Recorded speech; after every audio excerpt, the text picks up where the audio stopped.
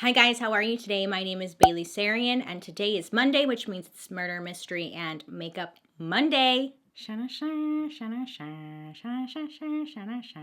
if you're new here, every Monday I've been sitting down, getting ready, and then telling you a true crime while getting ready. You should definitely subscribe if you like true crime, makeup, and stories. True stories. Have I convinced you? All right, let's go.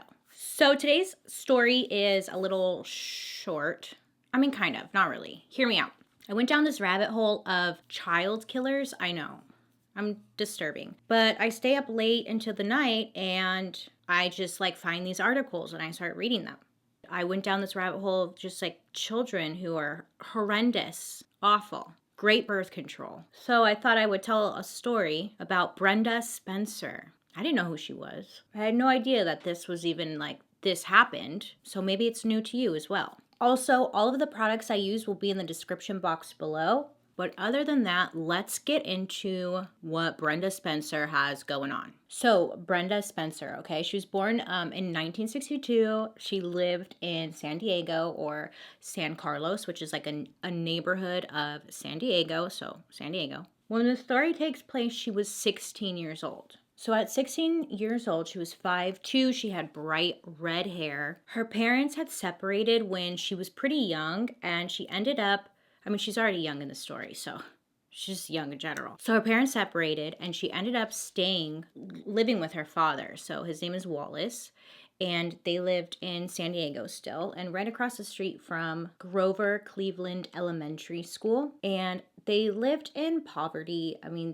Brenda would say that they didn't have any furniture in the house. They had one mattress in the home, and that's where they slept. They shared the bed. There was beer cans all throughout the home as well because Wallace was a drinker. And then there wasn't much else in the home. It was just a mattress. Wallace, the father, he wasn't around much. He was an alcoholic. He was verbally abusive. And her mother was just completely disconnected. She wanted nothing to do with Brenda or her ex at all. She remarried and started a new family. So in school, Brenda was the bad girl. She didn't want to be there.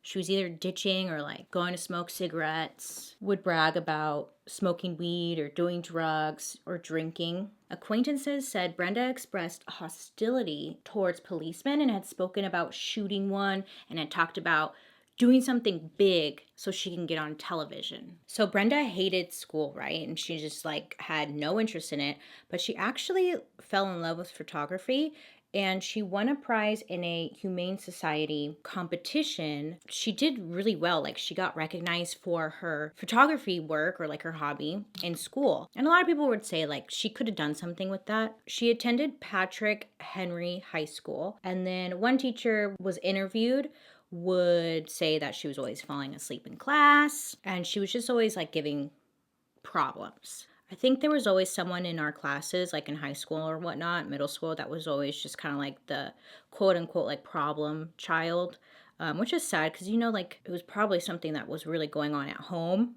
And later it was found out when she was in custody. We'll get to it, but I'm kind of fast forwarding. But later, when it was found out when she was in custody, they did testing on her to see how her brain was working. They found out that she had damage to her temporal lobe in her brain. She said she fell off of a bicycle when she was 6 or 7 and hit her head really bad. And when you have damage to your temporal lobe, it mainly revolves around hearing and selective hearing.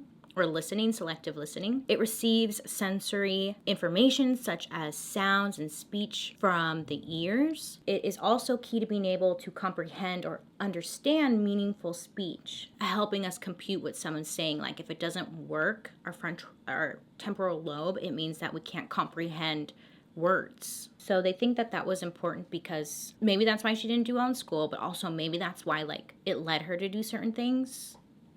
I don't know. Our brain is nuts, man. So Brenda ended up going to a continuation school because of how many truancies she had. So she went to the continuation school, and when she was there in 1978, one of the faculty members at the school would talk to Brenda, and Brenda would express how she was very depressed and she wanted to kill herself. The faculty member had to tell Brenda's father about this, but instead, Brenda's father just denied it. She's not depressed. What are you talking about? Like, she's fine. Do your job, pretty much. So he just didn't take it seriously. I'm sure in like 1978, it was just like, it was a different time. So when they found out someone was depressed, it was probably like, just go outside. You're fine. Walk it off. So Brenda's father just kind of ignored it and whatever. But, there was like a little warning. Brenda would say later on, like all throughout her childhood and her teenage years, she was really depressed and she tried to kill herself on numerous occasions. She would try overdosing on pills or drinking her dad's alcohol that he would just leave around, and it would make her more depressed because whenever she tried to kill herself, she would fail. Like, she would wake up and it would make her upset because like she wasn't good at anything. This is how she felt. She wasn't good at anything. She wasn't even good at killing herself. So it just made her more depressed. And her father was just completely absent. Like, he had no clue that any of this was going on because he just wasn't around. So she pretty much lived at this house by herself. Could you imagine? No furniture, nothing. There's some mattress in your place and that's it. Like, what are you supposed to do? Yeah, she had like no guidance or anyone to look up to. So sad. So Brenda, who was known to hunt birds in the neighborhood, she was arrested for shooting out the windows of Cleveland Elementary with a BB gun. She said she was trying to hunt these birds. And then she also got arrested for burglary. She broke into someone's house. We don't know why. But after that, she was on probation and she had to go check in with a probation officer. And in December, she got a psychiatric evaluation. It was arranged by her probation officer. And he recommended that Brenda be admitted to a mental hospital for her depression because she had expressed how depressed she was. But her father had to give permission for her to go, and he refused to give her permission. So I feel like the people around her are seeing the signs that she's not doing well, and they're trying to get her help, but her father is just refusing any kind of help for her. So then Christmas 1978 rolls around, and Brenda just wanted a radio. So she tells her father that's what she wants, and then on Christmas Day, she gets her gift from her father. Sorry, I'm not laughing. I'm just like laughing in disbelief, but he ends up getting her .22 caliber rifle with a telescopic sight and 500 rounds of ammunition. Perfect for a 16-year-old. Love that. In an interview later on, they asked Brenda, like, why would your dad get you this? And she just said, quote, I asked for a radio and he bought me a gun. I felt like he wanted me to kill myself, which is really sad. So I'm sure it's safe to say that Brenda was not having the best upbringing. Her father's a piece of shit. Her mother is a piece of shit. And she's just having a really rough time. So then Monday, January 29th, 1979 rolls around. Brenda doesn't feel well, so she decides to stay home from school that day. Her father wasn't home. He was out doing whatever he does. It was still early that morning, like there was a elementary school across the street. She grabs her rifle. She's sitting by the window. She sees all the kids outside. And all these kids would wait outside the gate. And then the principal would come, open up the gate, and then all the kids would go into the school. Brenda decided to take her rifle and point it outside the window. And sadly, she started shooting at the kids and the principal and anyone she could that were just standing around. She ended up injuring about 8 students. She ended up killing a faculty member that was just trying to protect and help the children. Then she killed a custodian that was trying to help the faculty member that she shot, and the principal got shot and he ended up passing away. Somebody had called the police. A police officer finally shows up, and when he shows up, he was shot in the neck. Brenda ended up firing 30 rounds or over 30 rounds. And then after she fired the 30 rounds, she ended up barricading herself inside her home for nearly 7 hours. While she was in her home, she had a telephone conversation with a journalist who reported why she had done it. And when Brenda was asked why she did it, I kid you not, her response is gonna piss you off. Her response was, I don't like Mondays. This livens it up. When I read that, I was like, what? Excuse me? She later also spoke with police negotiators, telling them those she had shot made easy targets and that she was going to come out shooting. After being in her home for 7 hours, she eventually came out and she was arrested.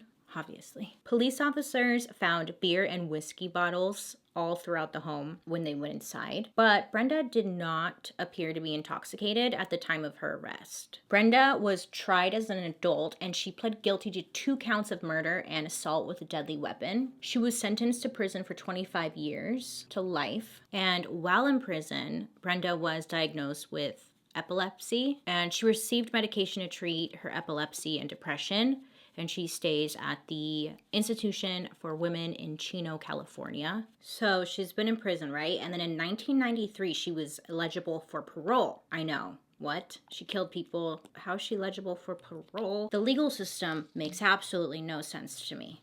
But she was eligible for parole. And this is where, like, Brenda starts to tell more of what happened, like why she did it, whatever. In the parole hearing, that's where she said, like, her father was molesting her since day one. Like, he had been molesting her all of her life.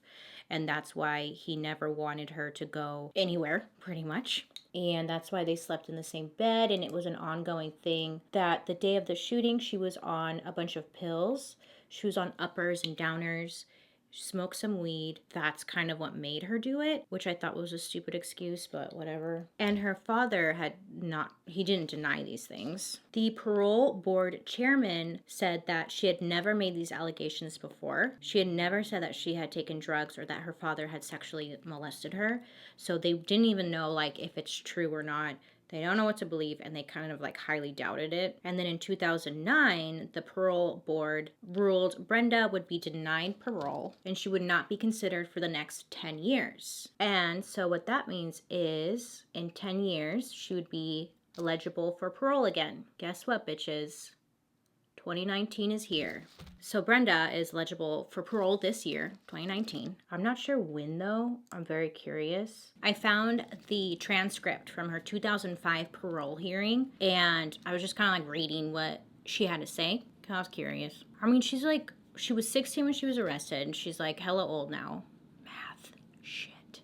And Brenda had said that, like, you know, she was severely depressed. She wanted to get help for her depression. She had a father who was abusing her, and that she just wanted to die. That was her reasoning. She said she took a bunch of pills that day. She was trying to kill herself.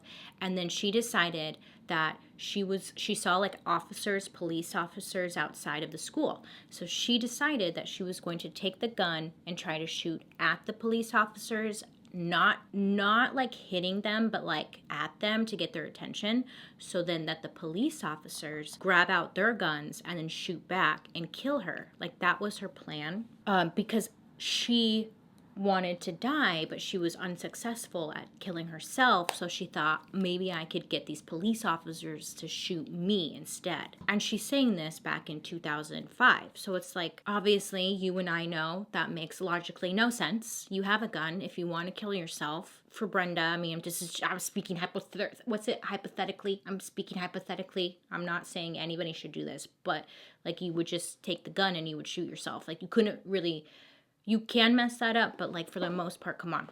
You know, if her goal was really to get shot that day, she could just done it herself. She wouldn't have used a police officer to try and shoot her. It just doesn't make any sense. But that was her reasoning, and she, like, stands by that, and it was just really stupid and frustrating. The wife of the principal, the one that passed away, I think this was an interview from, like, 2009 area, so I'm not sure, like, where she's at to this day. Let me just line this really quick. But back then, she had... Why do I try and talk when I put on lipstick? Okay, so the wife, for the parole hearing, she made, like, a videotape expressing that she did not want Brenda to get out. And the videotape also showed that this wife's house, like, it's still exactly the same as when her husband left that morning. Like, this was many years later. And she hasn't touched any of his stuff. Like, everything is exactly the same, and how she's struggling, and how Brenda took her husband away from him and, like, ruined her life, which I completely understand. Does not want her to get out, and that definitely, like, helped persuade them Well, it didn't really help Brenda's case at all. I'm curious to know, like, if this year, if she's going to do that same thing. I really hope that she's doing okay, this wife, because she seemed like she was really struggling, as any of us would. When somebody's house turns into just like a memorial, it's just more sad, because you know that they're having a very hard time moving forward with their life, and they're kind of just stuck in this time. Yeah, it's just really sad. I'm curious to see where she's at now. So later on, Brenda was also diagnosed with schizophrenia and depression, and she still is in the prison. She's up for parole this year, so I'm curious to know what's going to happen. I hope she doesn't get out, because when I was reading the interview with Brenda, it seemed like she just really didn't understand like what she did. She's had a lot of time sitting there and think to step up and have ownership of what she did, but instead she just kind of deflected. But she never once expressed that she was like genuinely sorry, which is like, God, it's just some people don't get it, right? It's so confusing. But like, I had no idea this story existed, and she was only 16 years old. And coincidentally, she's up for parole like this year. This was even a story. I don't know. I had no idea this happened. To this day, I believe the school actually got torn down and a housing complex had gotten put up, but they did put up a in memoriam sign in the area in San Diego. Her father ended up dying, and her mother, nobody knows where the hell she's at. She wasn't claiming that. That was her daughter. My question to you is, when a child gets arrested, because she was a child, do you think they should stay in prison all their lives, or should they be able to get out? Like, should there be a max sentencing? Because when you're a child, you do a lot of stupid shit. I mean, you don't kill people, but like, I don't know. I know this one was kind of like short and to the point. There really isn't much about Brenda I could find, and I will give updates once I find out like when her parole hearing is. I wonder if parole hearings you can go to, because she knows, I know exactly like where that's at. I don't think you can though. Anyways, let me know what you guys think down below. And also I want to hear if you guys would be interested in me doing like a weekly recap, where maybe on Wednesday or Thursday I upload a video where we maybe talk about something I left out on my Monday videos, or like respond to comments. I cut out a lot of the story just for time purposes, and maybe like in that recap video or something I can insert all the stuff I didn't get to say, or even respond to like questions or comments in the comment section down below. So I was thinking about doing that, but let me know. Also, I feel like I need to do a little PSA. If you are struggling with depression, or you know somebody who's struggling with depression, reach out. There's a suicide prevention hotline. You can also reach out to different services who offer help. Don't let the stigma, which is still kind of out there, of getting help, seeking therapy, or speaking about your struggles prevent you from bettering yourself in your life. For me personally, I see a therapist, and there's nothing to be embarrassed about. I hope you have a great day today. You make good choices, and let me know what story you want me to talk about next week. Be safe out there, okay? I'll be seeing you guys later. Bye!